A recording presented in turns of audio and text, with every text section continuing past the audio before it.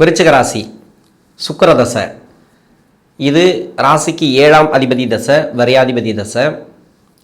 ராசிக்கு 5ஆம் இடத்துல சனி பகவானுடைய பயிற்சி, குருவுடைய வக்கர நிவர்த்தி. இது என்ன மாதிரியான பலன்களை கொடுக்கும் இந்த சுக்கிர தசையில் இருக்கிறவங்களுக்கு? சுக்கிர தசை பொதுவாகவே வந்துச்சுனாவே ஒரு குதூகலம் இருக்கும். சுக்கிர தசை நமக்கு சுக்கிரனாவே சுகபோக வாழ்க்கைக்கு அதிபதி, அவர் அந்த அளவுக்கு வசதி வாய்ப்புகளை கொடுப்பார் அப்படின்லாம் நிறைய கதைகள் இருக்குது. இது மாதிரியான கதைகள் இது எல்லாருக்கும் கொடுக்குமானா கொடுக்கும், இல்லைன்னு சொல்லலை. ஆனால் அந்த தசை நல்லா இருந்தால் கொடுக்கும். இது நியூட்ரல், இந்த ராசிக்கு நியூட்ரல். 7ஆம் அதிபதினு சொல்லக்கூடியவர், 12ஆம் அதிபதினு சொல்லக்கூடியவர். நியூட்ரலாக இருக்கிற இடத்த வச்சு நான் பலன்களை கொடுப்பேன். அந்த கர்ம அடிப்படையில் பெருசாக கெடுக்கவும் மாட்டார், பெருசாக கொடுக்கவும் மாட்டார். கொடுக்கறது கூட நடக்குமா தவிர பெரிய கெடுபலன்களை செய்யாது இந்த விருச்சிக ராசிக்கு. இப்போ விருச்சிக ராசியில் 3 நட்சத்திரங்கள், விசாக நட்சத்திரம், அனுச நட்சத்திரம், கேட்டை நட்சத்திரம். இந்த 3 நட்சத்திரத்துக்கும் எந்த வயது காலகட்டத்தில் சுக்கிர மகாதசை அப்படிங்கிறது வரும்? விசாக நட்சத்திரத்துக்கு 46 வயசுலேருந்து 66 வயசு வரைக்கும். ஒரு வருஷம் முன்ன பின்ன கூட வரலாம், உங்கள் சுய ஜாதக தசா புத்தி இருப்பை பொறுத்து. அதே மாதிரி அனுச நட்சத்திரம் முதல் பாதத்தில் இருந்தீங்கன்னு வச்சிங்களேன், 19 வருடங்கள் தசா புத்தி இருப்புக்கள்.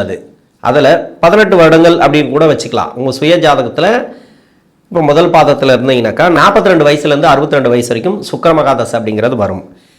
சென்ட்ரு பகுதி 10ஓட தசா புத்தி இருப்புக்கள் இருக்குது. அப்போ 35லேருந்து 55 வயசு வரைக்கும் இந்த சுக்கிர பகவான் தசை அப்படிங்கிறது வரும். 4ஆம் பாதத்தில் இருந்தீங்கன்னாக்கா 27 வயசுலேருந்து 47 வயசு வரைக்கும் சுக்கிர தசை வரும். கேட்டை நட்சத்திரம் இது முதல் பாதம் அப்படிங்கிறது ஒன்று இருக்கு இல்லையா, அதாவது 17 வருடங்கள் தசாபுத்தி இருப்புக்கள். அதில் இப்போ 15 வருடம் இருந்துச்சுனாக்கா உங்களுக்கு தசாபுத்தி இருப்புக்கள். அப்போ 22 வயசுலேருந்து 42 வயசு வரைக்கும் இந்த சுக்கிர தசை வரும். சென்ட்ரு பகுதி 10ஓட தசாபுத்தி இருப்புக்கள் இருக்குது அப்படின்னாக்கா 17 வயசுலேருந்து 37 வயசு வரைக்கும் வரும். 4ஆம் பாதத்தில் இருந்தீங்கன்னாக்கா 10 வயசுலேருந்து 30 வயசு வரைக்கும் இந்த 20 வருடங்கள் சுக்கிர மகாதசை அப்படிங்கிறது வரும். உங்கள் சுய ஜாதகத்தில் தசாபுத்தி இருப்புக்கள் முன்ன பின்ன வரலாம். ஆனால் உங்கள் வயசுக்கு இந்த சுக்கிர தசை முன்ன பின்ன வரலாம். அதை கொஞ்சம் நீங்கள் கரெக்டாக மேட்ச் பண்ணிக்கோங்க. இப்போ சுக்கிர தசை 5ஆம் இடத்துல சனி, அந்த சனி பகவானுடைய பயிற்சி வாக்கிய பஞ்சாங்கப்படி. இன்னொன்று பார்த்தீங்கன்னாக்கா 8ஆம் இடத்துல குருவுடைய வக்கர நிவர்த்தி. இது அந்த அளவுக்கு நல்ல ஒரு பலன்களை கொடுக்கும். குரு வக்கர நிவர்த்தி ஆனாலே போதும். ஏன்னா இந்த ராசிக்கு யோகாதிபதினு சொல்லக்கூடியவர் குரு. அவர் ஒரு 3 வருஷமாக கிட்டத்தட்ட 2023லேருந்தே நிறைய ப்ராப்ளம் தான். நிறைய பேருக்கு அது மறைவு ஸ்தானத்தில் இருந்ததுனால பொருளாதார ரீதியாக நிறைய பிரச்சனைகளை கொடுத்தது. உங்களுக்கு எப்படி சுற்றி பார்த்தா கூட தசை சரியில்லைன்னு வரும். ஆனால் குரு கோச்சாரத்தில் சரியில்லை ஒரு பக்கம்.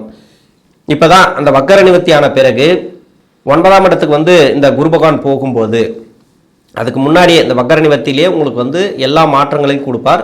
இந்த சுக்கிர தசையில் இருக்கிறவங்களுக்கு நல்ல ஒரு வளர்ச்சி, வேலை ரீதியாக, தொழில் ரீதியாக எல்லாமே உங்களுக்கு வளர்ச்சிகளை கொடுக்கும். இது சுக்கிரன் எப்படி இருக்கணும் உங்கள் சுய ஜாதகத்தில்? இந்த ராசிக்கு நியூட்ரல். வேற லக்னமாக வந்தீங்கன்னாக்கா அந்த லக்னத்துக்கு யோகாதிபதியாக வந்தால் சுக்கிர தசை அவ்வளோ சிறப்பாக உங்களுக்கு நல்ல பலன்களை கொடுக்கும். இதுக்கப்புறமும் அந்த வேற லக்னத்துக்கு அவயோகம் செய்யக்கூடிய கிரகமாக வந்தால் உங்களுக்கு கஷ்டத்தை கொடுக்கும். யாராருக்கெல்லாம் கொடுக்குனாக்கா இந்த கடக லக்னம், சிம்ம லக்னம், இவங்களுக்கெல்லாம் சுக்கிர தசை நன்மை செய்யாது. இது எப்படி பார்த்தாலும் ஒரு வேலை கொடுத்துட்டு அந்த வேலையில் வளர்ச்சி இல்லாமே வச்சுன்னு இருக்கும். என்ன சுக்கிர தசை நடக்குதுன்றாங்க, நான் ஒன்றுமே காணோம், வளர்ச்சியே இல்லை, ஒன்றுமே இல்லை, எந்த இடம் போனாலும் ஏதோ ஒரு பிரச்சனை வந்துனே இருக்குது நமக்கு அப்படின்னு இருக்கும். இல்லை ஒரு வேலை சாதாரணமாக போயினே இருக்கும், இந்த வேலை அந்த வேலை பரவாயில்ல, எனக்கு குடும்பம் அப்படி இப்படின்னு போதும், மற்றவங்கள மாதிரி கஷ்டப்படாமல் ரொம்ப ஐஃபையாக இல்லாமல் நார்மலாக போயிட்டுருக்கு லைஃப், அப்படி இருக்கும். இது மாதிரி தான் வச்சுருக்கோம் சுக்கிரன். இதில் முதல் 10 வருஷம், பின்னாடி 10 வருஷம், 2 சென்ட்ரு பகுதி 2 இருக்குது. இதெல்லாம் பார்த்தீங்கன்னாக்கா ரொம்ப, அதாவது முதல் 10 வருஷத்தில் நல்லா கொடுத்தாருன்னா பின்னாடி 10 வருஷம் அப்படிங்கிறது உங்களுக்கு கஷ்டத்தை கொடுத்துரும். அதாவது குரு புத்தியில் ஆரம்பிக்கும், இல்லைனா ராகு புத்தியில் ஆரம்பிக்கும். 2த்தில் ஏதாவது ஒன்று, லக்ன யோகத்தை பொறுத்து, உங்களுக்கு எந்த லக்னமாக வருதோ அந்த லக்னத்தை பொறுத்து. ஒன்று குரு புத்தியில் பிரியும் பின்னாடி 10 வருஷம், இல்லைனாக்கா ராகு புத்தியிலே பிரியும். ஏன்னா கடுமையான பகை கிரகம் அப்படின்னாக்கா சுக்கிரனுக்கு குரு தான். அந்த குரு சென்ட்ரு பகுதியில் அவர் பிரிப்பார். அந்த புத்தியில் பின்னாடி அந்த 10 வருஷத்தை பிரிக்கிறது குரு அந்த சென்ட்ரு பகுதியிலேருந்து. ஏன் குரு சொல்கிறேன்னாக்கா, லக்னத்துக்கு வேற லக்னமாக அந்த லக்னத்துக்கு அவயோகரம் வந்தால் குரு பிரிப்பார். இல்லைன்னாக்கா சனி பகவான் அந்த குரு புத்திக்கு பிறகு இந்த சனி பகவான் புத்தியிலேருந்து பின்னாடி அந்த 10 வருஷம் அப்படிங்கிறது உங்களுக்கு வந்து வேறு மாற்று பலன்களை கொடுக்கும். 20 வருஷமும் ஒரு சில பேருக்கு நல்ல பலன்களை கொடுத்துருக்கு. அது லக்ன யோகராக வரணும், லக்னத்துக்கு நல்ல அமைப்பில் இருக்கணும், நல்ல நட்சத்திரம் ஏறி இருக்கணும். இதே மாதிரி இந்த ராசிக்கும் மறைமுக சுப தொடர்பு, நேரடி சுப தொடர்பு, இல்லைன்னா ராசியாதிபதியோட நட்சத்திரம் ராசிக்கு வந்து நல்ல ஒரு அமைப்பில் இந்த சுக்கிர பகவான் இருந்தால் 20 வருடமும் கொடுக்கும். ஆனால் அதில் வந்து 7.5 சனி, அஷ்டம சனி ஏதோ ஒன்று வந்துடும். அந்த 20 வருஷத்தில் ஏதோ ஒன்று வந்துடும். அது இருக்கிற இடத்த பொறுத்துன்னு வச்சிங்களேன். இப்போ 7.5 சனி கிடையாது, அஷ்டம சனி கிடையாது. இது மாதிரி வந்துச்சுனாக்கா அந்த டைம் மட்டும் கொஞ்சம் ப்ராப்ளத்தை கொடுக்கும். என்ன சம்பாதிச்சோமோ எல்லாத்தையுமே காலி பண்ணி விட்ருவோம் அந்த டைம். இப்போ 7.5 சனி வரும்போதும் அஷ்டம சனி வரும்போது மட்டும்தான் உங்களுக்கு ப்ராப்ளமே தவிர இப்போ கிடையாது. இப்போ பொருளாதார ரீதியாக நல்ல ஒரு முன்னேற்றத்தை பார்க்கலாம். வேலையில் ஒரு சேஞ்சஸ் எதிர்பார்த்துன்னு இருப்பீங்க, இப்போ சேஞ்சஸ் பண்ணலாம், இல்லை சேஞ்சஸ் ஆகும். வேலை இடமாற்றங்கள் இது மாதிரி வரத்துக்கான வாய்ப்புகள் அதிகமாக இருக்குது. சனி பகவான் நகரக்கூடிய இடம்னு ஒன்று இருக்கு இல்லையா, அதாவது இப்போ வந்து பூரட்டாதியில் இருந்தார், இப்போ உத்திரட்டாதிக்கு வந்துட்டார், உத்திரட்டாதியிலேருந்து ரேவதி. இது எல்லாமே இந்த ராசிக்கு வந்து நன்மை செய்யாத கிரகங்களோட நட்சத்திரங்கள். அந்த நட்சத்திரத்தில் போகும்போது உங்கள் சுய ஜாதகத்தில் அந்த சனி பகவான் பாதிக்கப்பட்டிருந்தால், அதாவது மறைவு ஸ்தானத்தில் இருந்தால், லக்னத்துக்கு மறைவு, அப்படி இல்லைன்னா லக்னத்துக்கு 4ஆம் இடத்தோடு சம்மந்தப்படுறது, 10ஆம் இடத்தோடு சம்மந்தப்படுறது, மறைவு ஸ்தானத்தில் இருந்தாலும் நீங்கள் என்ன வேலை செய்கிறீங்களோ அந்த வேலை கொஞ்சம் ஸ்ட்ரகிளை கொடுக்கும். தொழில் செஞ்சுட்டு இருந்தீங்கன்னாக்கா தொழிலில் கொஞ்சம் ஸ்ட்ரகிள் கொடுக்கும். சரி, இதெல்லாம் பரவாயில்ல, தொழில் ஸ்தானம் வேலை எல்லாமே நல்லா இருக்குது, அதுக்கு உண்டான கிரகங்கள் நல்லா இருக்குது. திருமண வாழ்க்கையில் ஒரு சில பேருக்கு ப்ராப்ளத்தை கொடுக்கலாம். சுக்கிரதசை சும்மா சொல்லக்கூடாது. ஏன்னா இது எங்கே கெடுக்கும் அப்படின்றதான் பார்க்கும். மெயினாக வந்து பார்த்தீங்கன்னா இந்த கடக லக்னம், சிம்ம லக்னத்துக்கெல்லாம் சொல்லவே தேவையில்லை, ரொம்ப உஷாராக இருக்கணும். அந்த மாதிரி அந்த லக்னத்தில் இருக்கிறவங்களுக்கு சுக்கிரதசை இப்போ இந்த ராசியில் இருந்தீங்கன்னாக்கா கணவன் மனைக்குள்ளே அவ்வளோ விட்டு கொடுத்து போகணும். நீங்கள் எல்லாத்தையும் சரி சரின்ட்டு போனால் தான் அந்த வீட்டில் குடும்பம் நல்லாயிருக்கும். ஏன்னா அந்த ஃபேமிலியில் இருக்கக்கூடிய மெம்பர் இருக்காங்க இல்லையா, இப்போ உங்களோட கணவரோ இல்லை உங்களோட மனைவியோ அவங்க தப்பான ஆளாக இருக்க மாட்டாங்க, தப்பாக பண்ணி விட்டுரும், டோட்டலாக வாக்குவாதங்களை வர வைக்கும். அவங்களுக்கு வந்து ரொம்ப மோசமாக, நல்லவங்க கூட அப்படியே ஆப்போசிட்டாக மாறுவாங்க. தேவையில்லாத வாக்குவாதங்கள் என்னென்னு தெரியல, 2 பேருக்கு ஒத்து வர மாட்டேங்குது, அப்படியெல்லாம் ஒரு சில பேருக்கு கொடுக்கும். இந்த கடக லக்கணங்கள்லாம் ரொம்ப உஷாராக இருக்கணும். சிம்ம லக்கணமும் அதே மாதிரி தான். இன்னொன்று வந்து பார்த்தீங்கன்னாக்கா குருவுடைய லக்கணம்லாம் ஓரளவுக்கு பரவாயில்ல. குரு லக்னாதிபதி நல்லா அமைஞ்சிட்டாருன்னா உங்களுக்கு சிறப்பு. இந்த கடக லக்கணம் சிம்ம லக்கணமாக இருந்தால் கூட லக்னாதிபதி நல்ல அமைப்பில் உக்காஞ்சா கூட அந்த அளவுக்கு வந்து இந்த சுக்கிர பகவான் தசை அப்படிங்கிறது அந்த அளவுக்கு நல்லது பண்ணாது.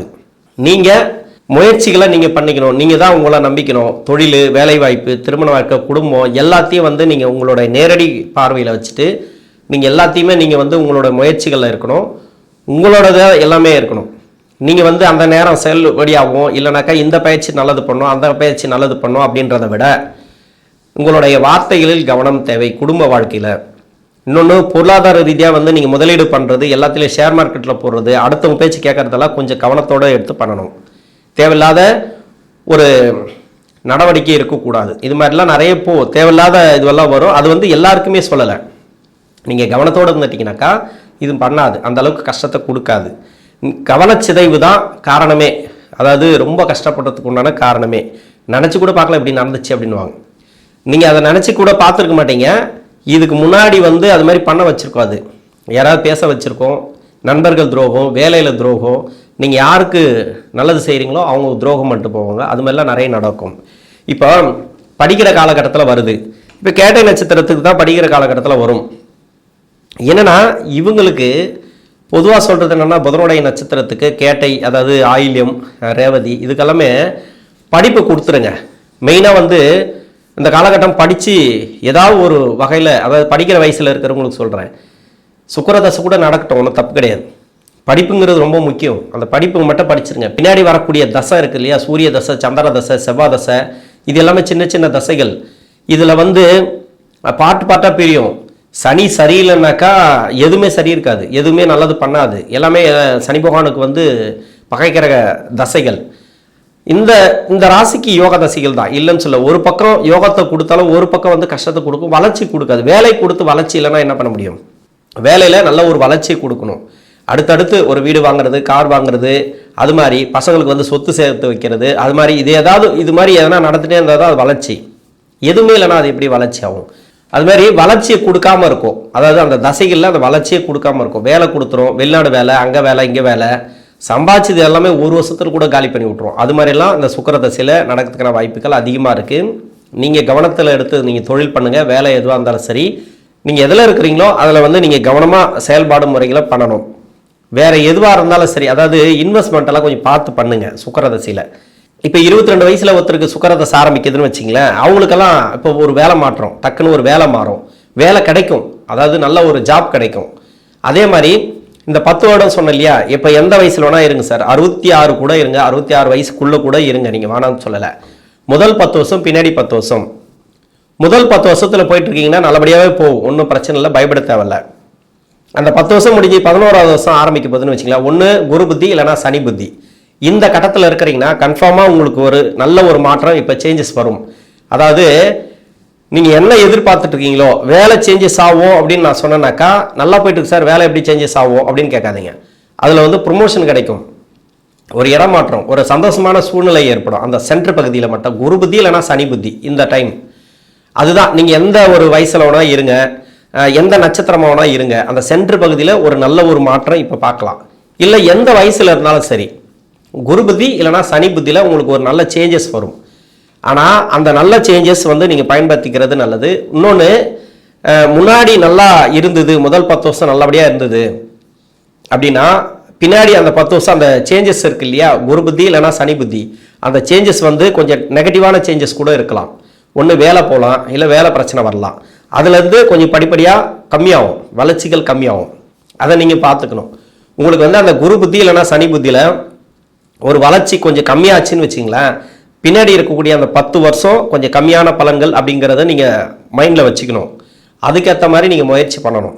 வேலை, தொழில் எல்லாமே, திருமண வாழ்க்கை, குடும்ப வாழ்க்கை எல்லாத்துலேயுமே வந்து நீங்கள் எதெல்லாம் போயிட்டுருக்கீங்களோ அதில் அந்த பின்னாடி இருக்கிற 10 வருஷம் அப்படிங்கிறது கொஞ்சம் கொஞ்சமாக டவுன் பண்ணணும், வளர்ச்சிகளை கொடுக்காது. ஏன்னா உங்கள் சுயஜாதகத்தை பார்க்காம தான் நான் பேசிகிட்டு இருக்கேன், இது பொது. அது மாதிரி அந்த சென்டர் பகுதியில் கொஞ்சம் டவுன் பண்ணிச்சுன்னா கொஞ்சம் உஷாராக நீங்கள் முயற்சிகளை பண்ணுங்கள். அதிகப்படியாக நீங்கள் எல்லாத்தையும் நீங்கள் முயற்சி பண்ணி நீங்கள் தான் வந்து எல்லாத்தையும் பண்ணிக்கணும். யாரையும் நம்பாமல் நீங்கள் தான் தொழில் பண்ணால் நீங்கள் உங்களுடைய நேரடி பார்வையில் எல்லாத்தையும் பண்ணிக்கணும். அதே அந்த குரு புத்தி இல்லைனா சனி புத்தியில் ஒரு சேஞ்சஸ் வந்து நல்ல சேஞ்சஸ் வந்ததுன்னா பின்னாடி அந்த 10 வருஷம் அப்படிங்கிறது உங்களுக்கு நல்லாயிருக்கும். கிட்டத்தட்ட பார்த்தீங்கன்னாக்கா ஆவரேஜாக தான் போகும். அதாவது ரொம்ப ஒன்று நல்லா இருக்கலாம், இல்லை ஆவரேஜாகவும் போகலாம், கெடுக்காது. அதில் வந்து மாற்று கருத்து கிடையாது, அப்படியே போகும்.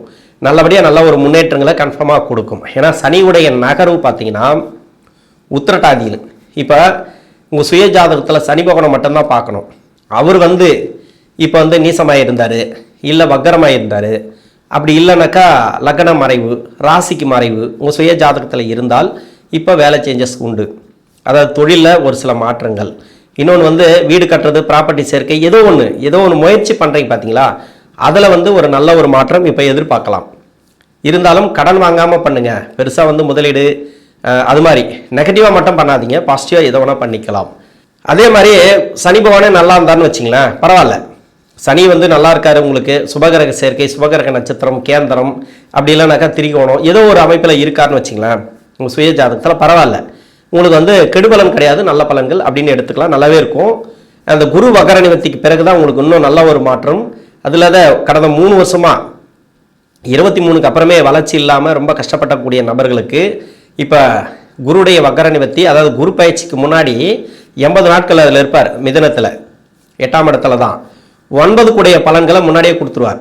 ஒரு சில பேருக்கு வந்து குரு நல்லா இருந்தது உங்கள் சுய ஜாதகத்தில் அப்படின்னாக்கா இப்போவே கொடுப்பார். அதாவது இன்னும் ஒரு 1.5 மாதம் 2 மாதம் கழிச்சு அந்த நல்ல ஒரு பலன்களை சுக்கிரதசையில் நடக்கிறவங்களுக்கு கொடுப்பார். அதாவது மாற்றங்கள், சேஞ்சஸ், நீங்கள் எதை எதிர்பார்க்குறீங்களோ நல்லா போகுதுன்னா நல்லாவே போயிட்டுருக்கும். எதுக்கு சேஞ்சஸ் நல்லா போயிட்டுருக்கு அப்படின்னா நல்லா போகும், இன்னும் நல்லா ஸ்மூத்தாக போகும், ஒன்றும் பிரச்சனை இல்லை. கஷ்டப்படுறீங்க அப்படின்னாக்கா ஒரு நல்ல ஒரு முன்னேற்றங்கள், அது மாதிரி பொருளாதார ரீதியாக பிரச்சனையில் இருக்கிறவங்களுக்கு நல்ல ஒரு முன்னேற்றங்கள் அது வந்து இந்த காலகட்டத்தில் கொடுக்கும். உங்கள் சுய ஜாதகத்தில் குரு நல்லா இருந்தால் முன்னாடி கொடுக்கும். குரு சரியில்லை, அவரும் மறைவு ஸ்தானத்தில் இருக்கார், ராகு கேதுவோட நட்சத்திரம் இல்லைன்னா ராகு கேதுவோட சேர்ந்துருக்கிறாருன்னு வச்சுங்களேன், இல்லை மறைவு ஸ்தானம், லக்னத்துக்கு மறைவு, இது மாதிரி இருந்துச்சுன்னா உங்கள் சுய ஜாதகத்தில் கரெக்டாக அந்த குரு பயிற்சி இல்லைனா அந்த குரு பயிற்சி கழித்து 1 மாதம் கழித்து தான் உங்களுக்கு அந்த பலன்கள் கிடைக்க ஆரம்பிக்கும். எப்படி இருந்தாலும் சரி, இந்த சுக்கிரதசை நடக்கக்கூடிய நபர்களுக்கு 8ஆம் இடத்துல குரு வக்கர நிவர்த்தி ஆகிறதும் சனி பகவானுடைய பயிற்சியும் உங்களுக்கு நல்ல ஒரு மாற்றங்களை கொடுக்கும். நன்றி.